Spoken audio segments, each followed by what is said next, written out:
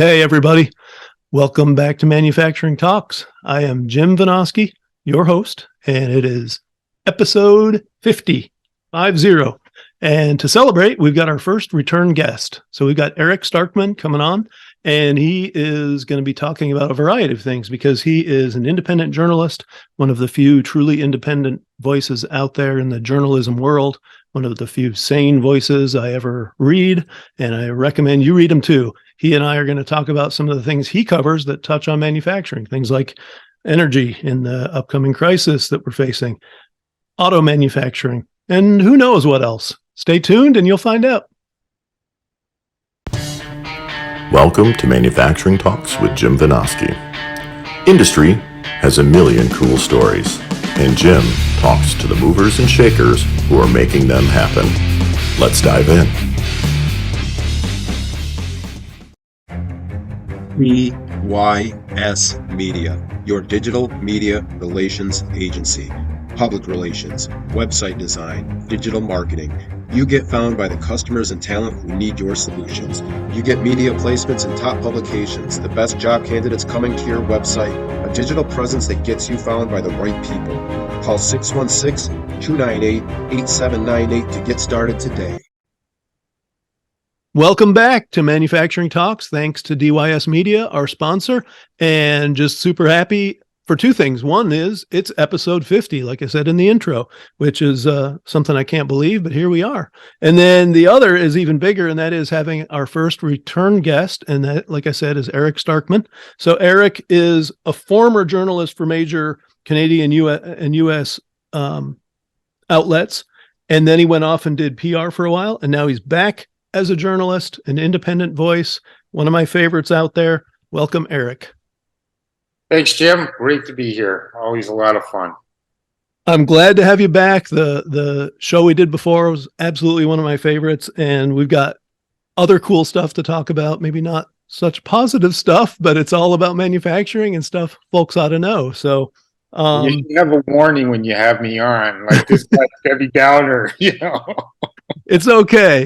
We've got plenty of positive stories on here. So, tempering it every so often with something that may not be the greatest news, but stuff people should know about and hopefully be helping fix.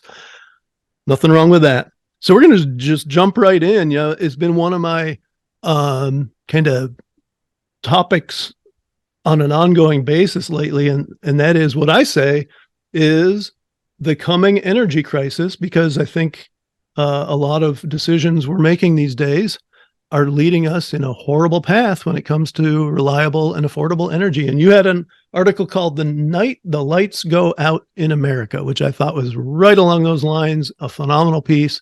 So I want to jump into that. So up front, give me your take on how things are going with this energy transition and what are the big things on your mind when it comes to energy? I want to preface it by saying, I'm a big admirer of your knowledge on this subject. So it's Thank you.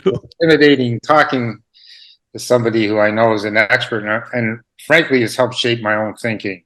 But good. What I've learned, I will jump in and say, though, I'm not the expert, but I'm learning from some really good ones. I'll probably mention a few names here at the end of the show that people can look up. But thanks for that. What I want to preface is, I have common sense. I don't purport to be the energy expert, but I'm good at seeing trends. I look for patterns and look for, sometimes you'll see a story out of Texas and then you see a story in Colorado and you say, well, there seems to be a trend here. And the trend that I'm seeing is there's all sorts of warnings that there's going to be blackouts this summer. Right. The grid is already under great strain. And we're talking a grid that, what is electric vehicles? Only 6% of sales today? Yeah, about that. Can you imagine, if they hit the targets that they say they want to hit? The grid, right. the grid can't support it. And, the thing that I find really frightening when I was growing up, I always thought like really smart people were like running this stuff. It's like Well, maybe it was that way back then, but it's not that way now, is it? you don't have to understand energy. You just want to know when you plug in something, the power's there. But Yeah. I don't Yeah, have that. yeah, and that's a great point. Is that's what we've become accustomed to, and now we're seeing the storm clouds on the horizon. That probably won't be the case in the very near future. And what I find galling is China is still aggressively building coal plants. Right. You Yep. know, it makes like I just saw. I think it's in the article. I think the number of coal plants they're planning on building is like it's like a record number or near record number this year or last. They're getting aggressive, and I'm assuming they're having great success with electric vehicles. But China really frightens me in terms of how smart they've been with electric vehicles. They most people don't understand that they didn't get into electric vehicles because they cared about the climate. They determined in the 90s that they could never have a global industry in automotive. So they decided that they wanted to, where they had an opportunity was electric vehicles. And they cornered the market on all the metals and the materials, and they provided all incentives for local companies. They had a really grand plan. By the way, was overseen by somebody that came out of the auto. I think it was Audi or Volkswagen. Hmm. But Yep. their execution has been really impressive. Like if I've been reading up on this company BYD and some of the Right. vehicles they have. Mm-hmm. You know, if they let BYD into the United States, GM and Ford would be done. Because they have great cars at very low price points. Right. You know, Yeah. they could, Which is one of the big problems over here. Is it's pretty much all luxury vehicles. yeah, and it's even in China where Tesla has some, favored status. Mm-hmm. BYD is. I'm not sure if they're outselling them yet, but I think it's pretty close. Yep. And now they're going to ship to Europe. And I saw this story the other day. Ford in April sold 33 Mustang. Their electric Mustangs. Mm-hmm. Yep. 33, biggest market in the world, and they sold 33 vehicles. What does that tell you? Yeah. And you did have some numbers in the article. The EVs in China up to 6.8 million last year, 8th consecutive year in which China was the largest EV market. And the comparison is 800,000 sold in the US in 2022. So, yeah, very interesting information I wasn't aware of. I was also tracking the Chinese car company and how they're making affordable cars for the masses, and it's totally not happening yet over here. Yeah, BYD introduced a car $11,500. Wow. Yep. It's like it's actually pretty frightening how well they executed. It's you look at the people overseeing our energy policies, they're clueless.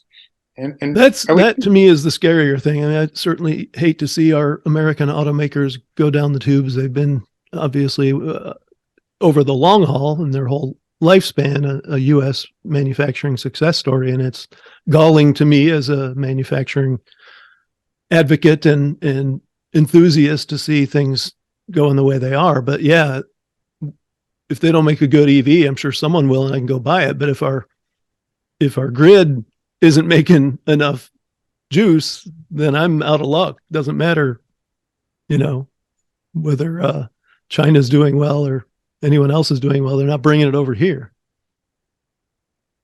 it's you said if they make a good EV, but they can't even make a good ICE vehicle. A gas engine vehicle.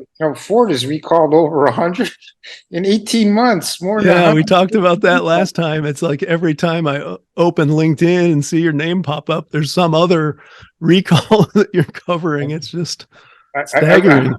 I'm like the town crier for Ford recall. Well, but people need to know it. It's part of figuring out what you want to buy. And if you got a company that's just seemingly unable to make quality vehicles, are you going to go buy something on a promise? I don't think so.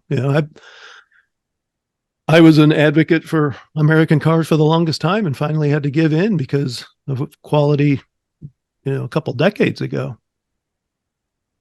And it seemed like they were bouncing back there for a while. And now it seems like with this whole commitment to making all EVs, it's all just wheels off again. Unintended. I was going to say, it's actually literally wheels off. Yeah, in some cases, right? So, and we'll touch on that a little more. I do want to talk a little more about the energy, because you did talk about how it just seems like the people making these policy decisions are completely clueless. And I agree. It's terrifying, the absolute insanity that's going on out there. I just saw a story recently, and I should have pulled it for this podcast, so I'm sorry I didn't. Well, I've got a couple others to share, but go ahead. Increasingly, the really smart information you don't get reading mainstream publications. They're like the rating agencies, like they're lagging indicators. They'll tell you about a trend 6 months after the train's left the station. Yep. But there's a mandate, and I'm not sure if it's the end of this year, but it's pretty close, that anybody who operates the trucks dealing with the ports here in Los Angeles, which is big, accounts for a big chunk of like product in this country, they have to have electric vehicles in a short space of time. And I saw this article in like this freight publication that says that people can't afford the electric. These are not the trucks that are working the ports. They're not like big companies. They're like mom and pop companies with maybe only one truck, and they can't afford to upgrade, and they're just gonna like walk away. Right. And you think like somebody be thinking this through, but they don't. They just come up with mandates, and 2030. That sounds good. It's a round number. Yeah. And more likely, they still won't be around at that point to face the music. And it is all these mandates that are just absolutely insane. There's, the recent one on power plants having to greatly curtail CO2 emissions, which sounds phenomenal on the face of things until you realize it means we're going to be getting rid of at least a third of our current generating capacity, with no projects slated in that time frame to make up anything like that capacity. We've already seen more shutdowns than capacity added, and that's why we're facing these potential brownouts and blackouts this summer, and it's only going to get worse. And it's not even hidden. Like one of the Texas organizations or companies, flat out came and said, we're going to have blackouts this year. Yep. No, I associate blackouts with California, not Texas. Well, the national operator, NERC, I mean, these were Biden appointees going in front of Congress and saying, yep, we're facing blackouts and brownouts. And it's like, how many times do you have to tell them before we course correct? So far, not happening.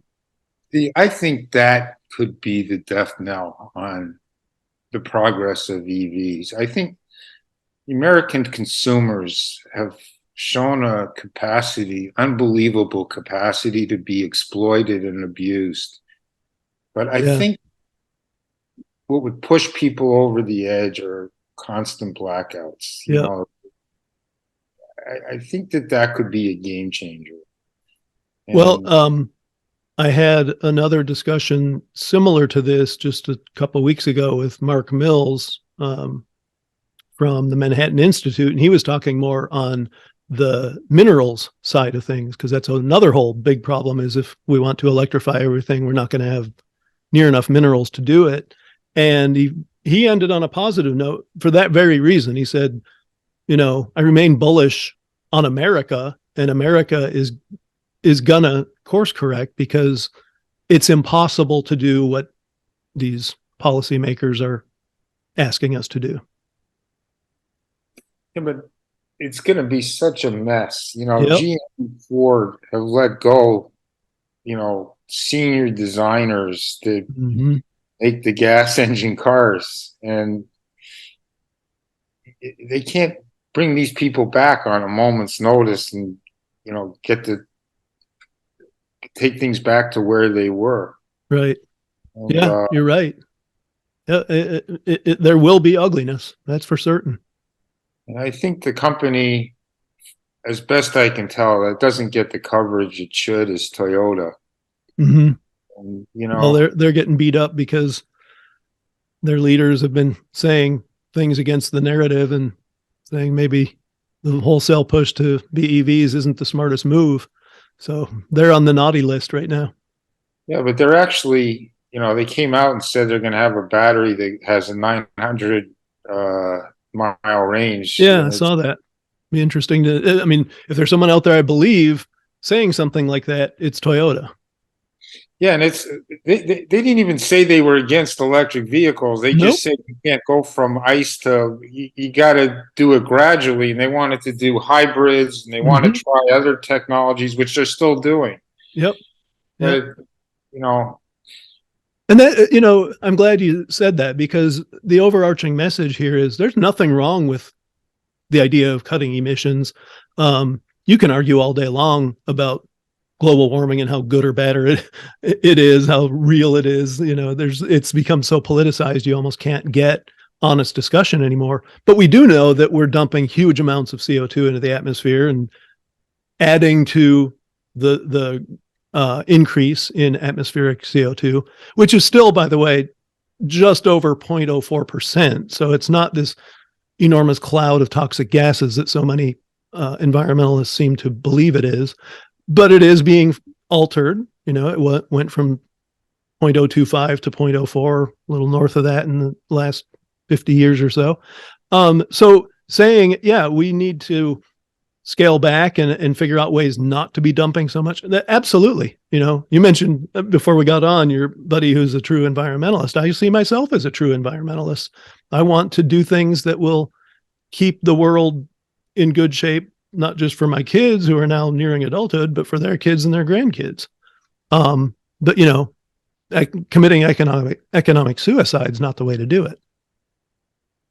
and I hope this isn't too much of a tangent, but that's why I'm so outraged about the Ford battery plant out in Marshall, Michigan. Yep. No, this is not a tangent at all. So roll ahead. Okay, this is fertile farmland. In fact, some expert testified that the land is so fertile that it makes the risk of lithium even riskier because it'll penetrate. I can't do justice to the technical testimony, but it makes no sense to me. If you believe in climate change, then you should be wanting to protect the land and making, farmland, and we have a farmer shortage. I mean, right. We have writes about this, or few people write about it, except in farming publications. But there's a whole generation of farmers that are slated to retire. Yep. And the kids don't want to take, traditionally, they would go to the next generation, but the younger kids, they don't want to be farmers. And there's going to be a shortage of farmers. And, I think instead of supporting lithium battery plants for 2,500 jobs that are driving down wages in the area, Marshall, the median wage is 45,000. The plant pays only 41,000. So that's going to have a downward pressure on the wages. Yep.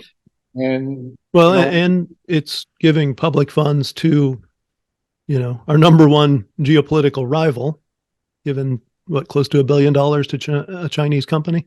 They get 12% of everything Ford manufactures, and they have no risk. Ford and Michigan taxpayers foot the bill, and it's their technology.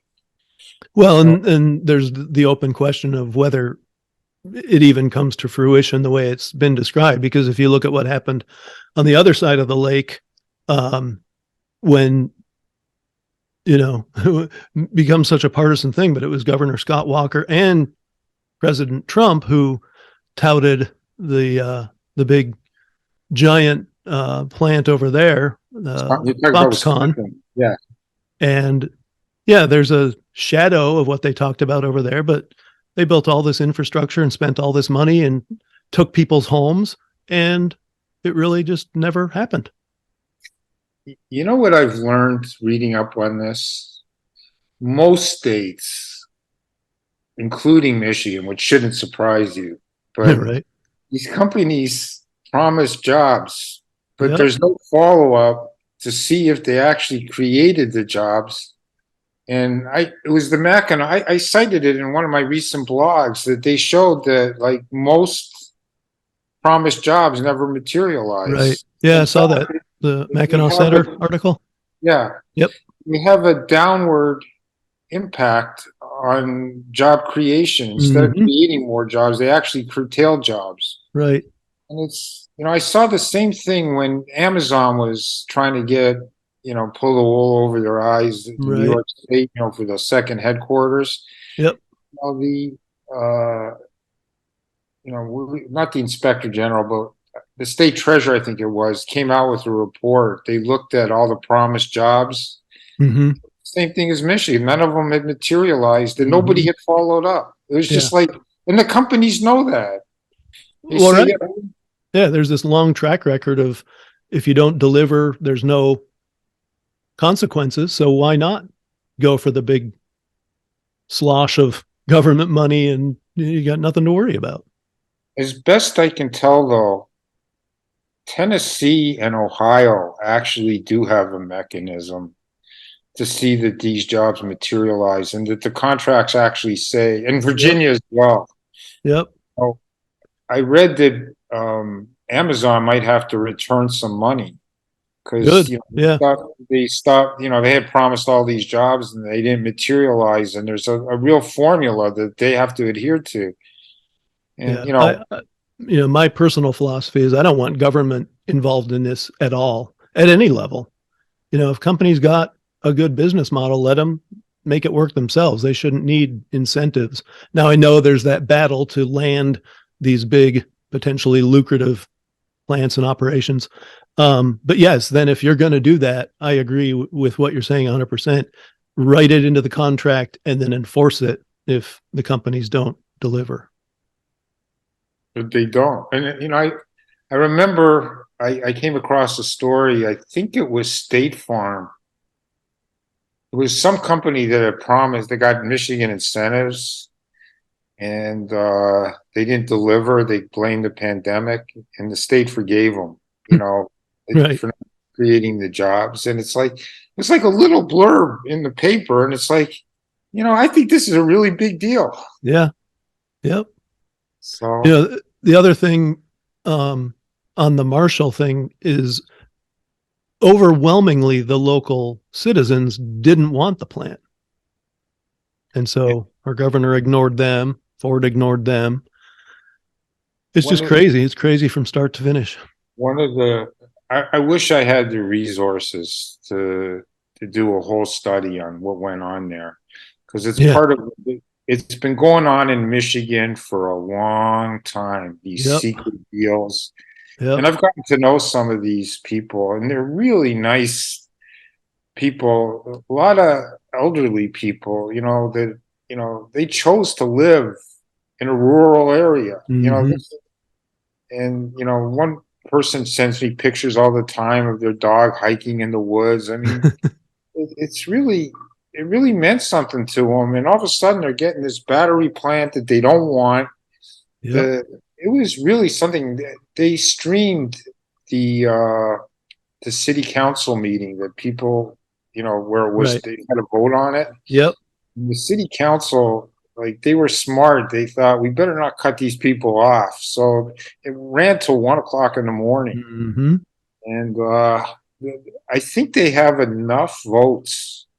I'm not sure if the votes is to recall the entire city council or if it's to stop to force a referendum on the deal. And Ford could be in real trouble if it's a referendum on the deal, because I don't think they got, I think the opposition to the deal is pretty significant. Based on what I saw, it's very significant. So it'll be interesting to see if anything comes of that. It'd be sweet justice, actually. Well, I'd be there, right there with you. Before we wrap up on energy, I wanted to share something. I don't know if you saw this. So the other piece that I'm a huge advocate of is nuclear. And I've been saying incessantly that if you want to electrify everything, the only viable current technology is nuclear. And then there's a guy named Robert Bryce, who I follow on LinkedIn, who really speaks incredibly powerfully about energy overall. But he just had an article here a week ago today called "The Nuclear Renaissance Needs Dozens of Tons of Nuclear Fuel. We Don't Have It." Then he lines out how, yet again, our policymakers have pulled the rug out from under us. And even if we wanted to do a big push on nuclear, we couldn't do it. It's just, you see this again and again and again, where all these decisions over decades now are starting to come home to roost, and we're in a bad spot. Yeah, they shut down Michigan's nuclear plant. Palisades, yep. I love that one too. They've been talking about reopening it. It's going to cost $1 billion to reopen it. It just shut down last year. So what does that tell you? It means they weren't maintaining it. God knows, the fuel thing has got to be a problem. And how many others are in that same boat? We learned this stuff because it shut down. We've got all these other nuclear plants out there who are, they're essential to our grid overall capacity now, but how much longer are they going to be around? Meanwhile, we're shutting down coal plants, and the environmentalists now have their sights set on the gas plants too. It's pretty frightening. It's like, Mm-hmm. the whole energy thing just burst my bubble about like really smart people working on Well, this. there are a lot of really smart people talking about it. Unfortunately, they're not the ones making policy. And I don't know if you've ever seen them, but you might want to look up. I wrote about PG&E early on, about that company and all the stuff that they've been involved in. Mm-hmm. And, I have heard some of it. they have equipment that's over 100 years old, like Yep. some of the wires, over 100 years old. And it's, it's overseen by, the California Utility Commission, which is appointed by the governor, and then PG&E is one of the biggest donors to, the governor. It's the whole situation is pretty frightening. Yep. Yeah. That brings up a whole other topic I didn't even think about in advance. And that is, I don't think everyone's quite in that boat of having 100-year-old equipment, but if you dig into it, you will find that we've got a super big problem around the infrastructure when it comes to transformers and switches, aging equipment that's going to have to be replaced. We think we're going to build all this new stuff to electrify more and more. We haven't even been maintaining the stuff we have. And oh, guess what? None of it's made here in America. It's pretty frightening. Yep. So I will share a little bit. I saw just the other day a place called Legal Insurrection, another independent voice out there in the media. The headline is Germany, thousands in Bavaria protest climate-friendly heating law. So that was their law that was going to force everyone to go to heat pumps, electrify heating. And people over there are realizing, they shut down all their nuclear plants. They're facing brownouts and blackouts. They would have had them this past winter, but they had a mild winter. They're facing deindustrialization, and that's one of the most industrialized countries on earth. And finally, people seem to be getting a gut full of it and speaking out. So I've called Germany the canary in the coal mine with all this, because they're as crazy as everyone else is. They're out in advance of us, and they're kind of going to show how things go. And hopefully, people will start these uprisings and pushing back on the utter insanity. I'll just share with this might be a bit of a tangent, but if there's any country I'd expect to have like really well thought out policies, it would be Germany.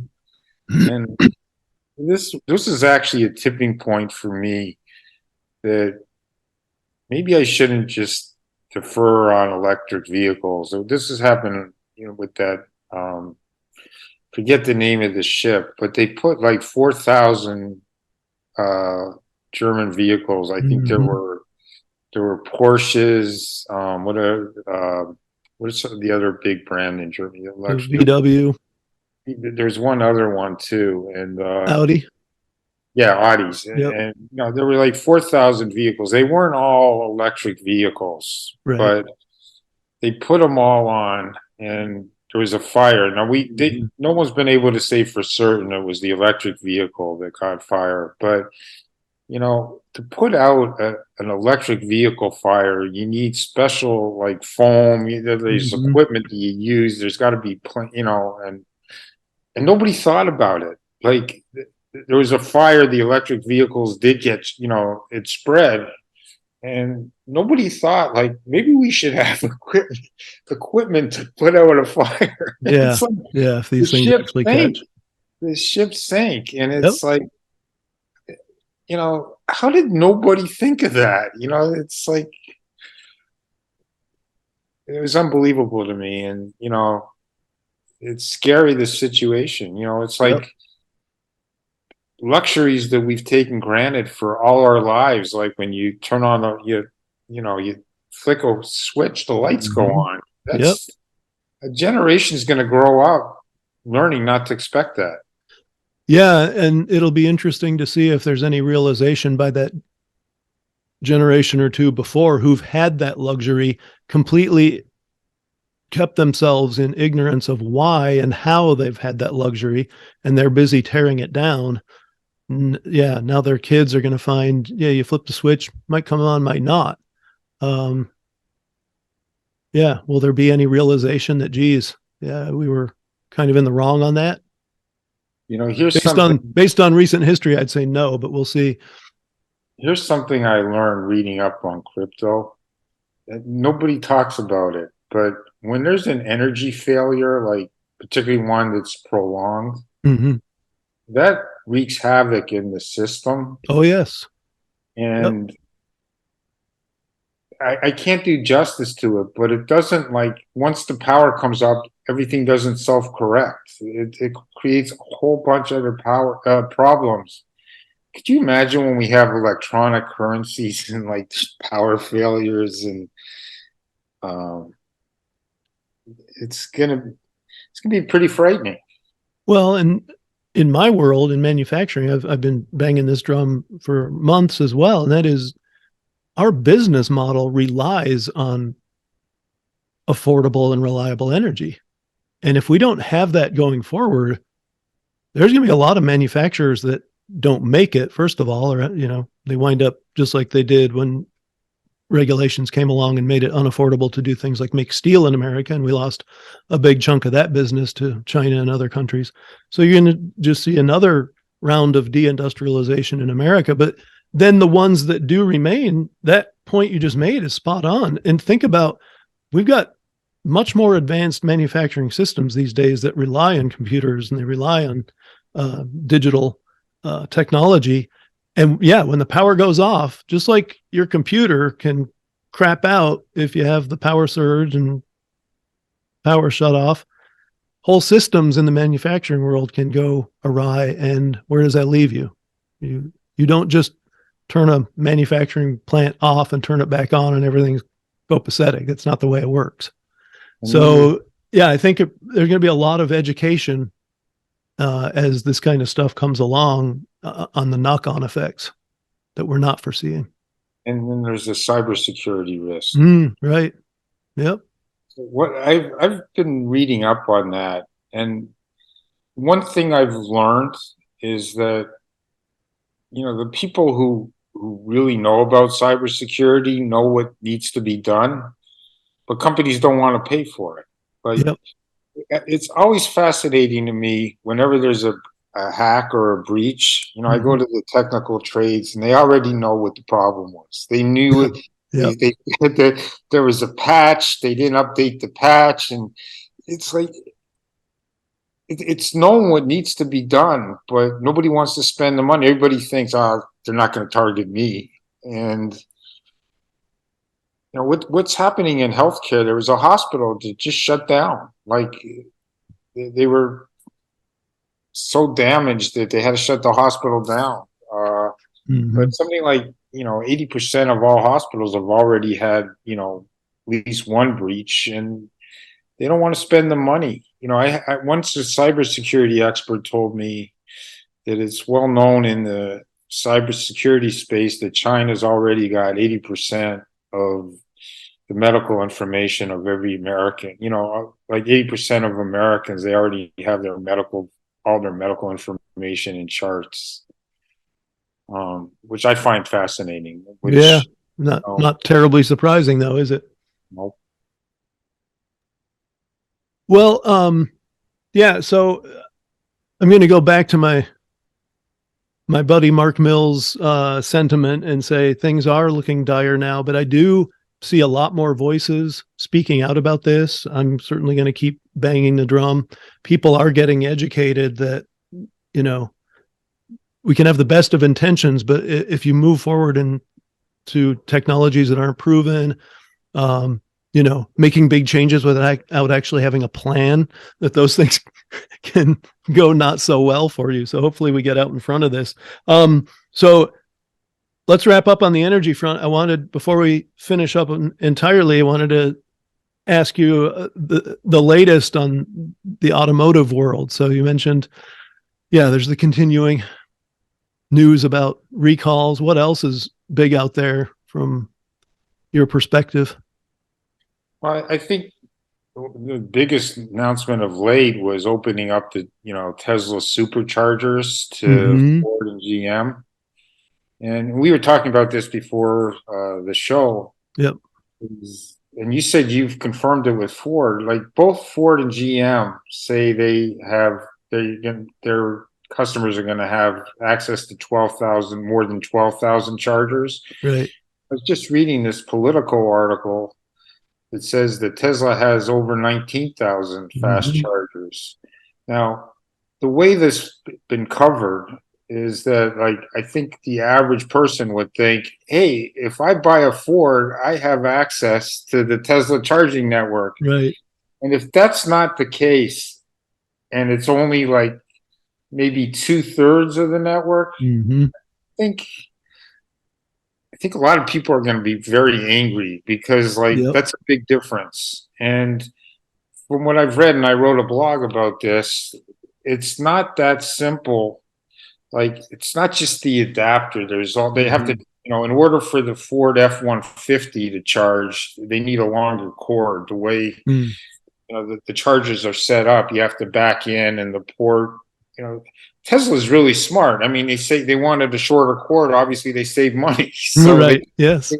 And it's not clear to me who's going to pay for the 12,000 cords that need to be replaced. But it's unbelievable to me. The whole advantage of Tesla to me is their charging network. Right.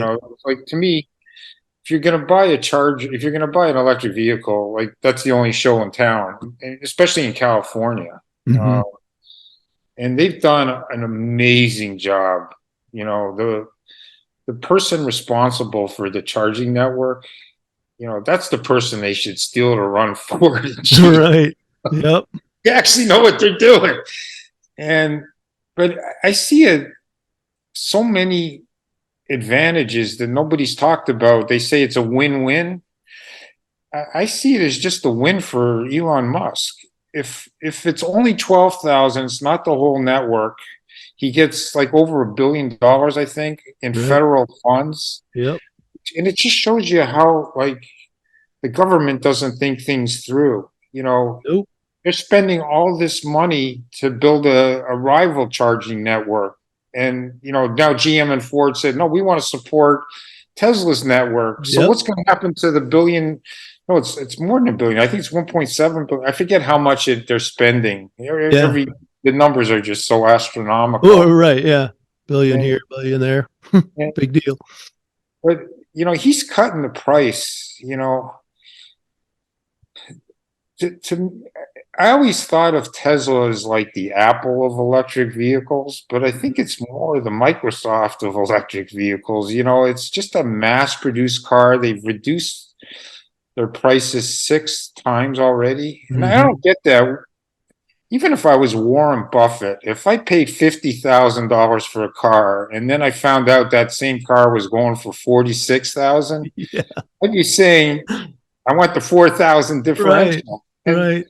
And it doesn't seem to matter. People are like, okay, whatever it costs, I'll pay it. And, Yeah. and the other thing that people don't appreciate is where the automotive companies want to take their businesses. They want to make their money on subscriptions. I'm glad you mentioned that. Yeah. Isn't that crazy? So like they want it, like Ford, I think it was $200 a year for their hands-free. I forget what it's called, Blue something, but it's not fully autonomous driving because you still have to keep your hands on the wheel and you still got to pay attention. But it was originally $200 a year subscription, and now it's $800 a year. That's like 4 times as much. Yeah. And that's what they want to do. They want to, you want to update your software? Well, it's going to cost you this year. You're going to have a software update. Yeah. And You're going to have to swipe your card to turn your wipers on. And it's going to be like the cable company, like Oh, geez. packages. You want windshields and the heater. We got a high roller here. Yeah, that is amazing. You don't get to buy anything anymore and know what you're getting. They'll just change the terms on you.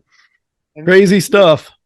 The other thing that nobody is talking about is the used car market and what's going to happen. All right. So think about it. What do you think you could get for an iPhone 8 today? It'd be worthless, right? It's like once iPhone introduces a new model, they'll tell you like, keep it. It's not worth very much. So what's going to happen to all these cars? I read about a guy who bought,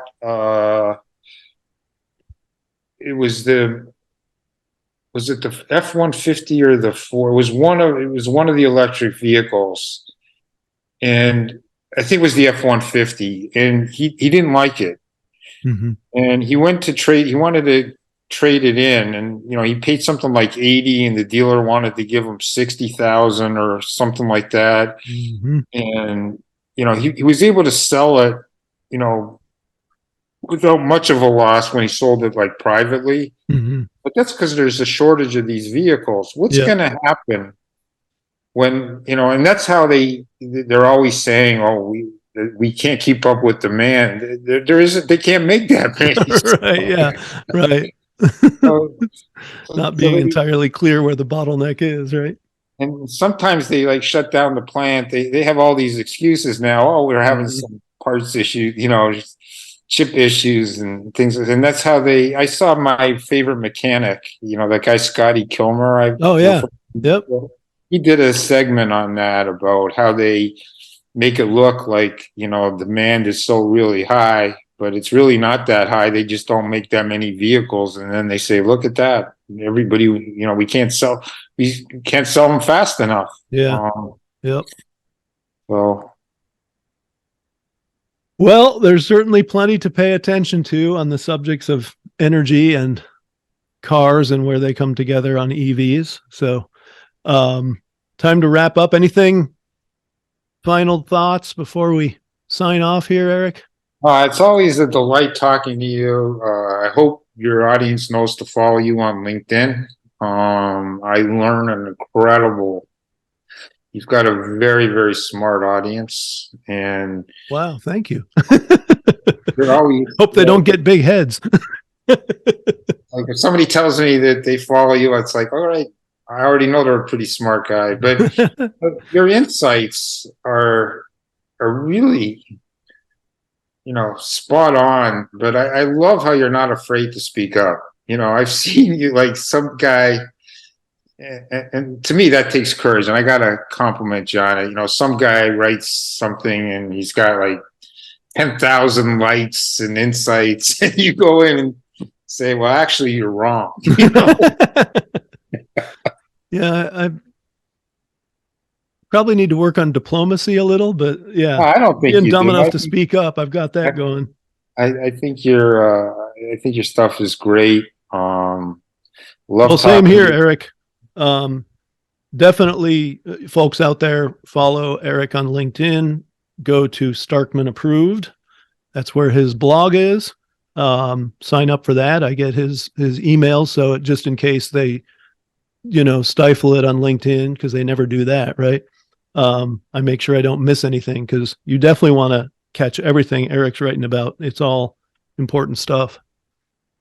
Oh, thank you. Yeah. And then before we wrap, I did want to mention a couple other names. I mentioned Robert Bryce. So he's one of the excellent commentators on energy. Doug Sheridan and David Blackman. Those three I follow religiously. There are some other really good names out there. Irina Slav. Let's see, who am I missing? Meredith Angwin. Yeah, there's some great voices out there who are telling the truth about the transition that's maybe not transitioning so well already. Check out them. And then I would be remiss on the car front not to also point you to Patrick Anderson of Anderson Economic Group in Lansing, Michigan, who has just phenomenal true data. He's an EV owner himself. So he's not snowing you. He'll tell the absolute truth like Eric does on the EV front and other things that his group out there in Lansing covers. But definitely, if you don't do any of those, connect with Eric, follow him, sign up for Starkman Approved. You won't regret it. Eric, thank you. I told Eric when we got on that, so he's my first return guest, and he is going to be a routine guest. So you will be seeing Eric again. These conversations are always phenomenal. Thank you, Eric. I look forward to our next one. And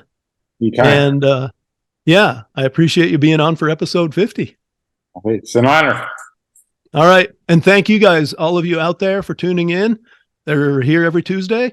Yeah, I can't promise everything's going to be as insightful and spot on as what Eric covered with us today, but everyone I get on this show has something important to say. So tune in every Tuesday. We'll make more shows, and we'll see you. Thanks. Take care. Thanks for tuning in to Manufacturing Talks with Jim Vinosky. Watch for new episodes dropping every Tuesday. Don't forget to like, share, comment, and subscribe.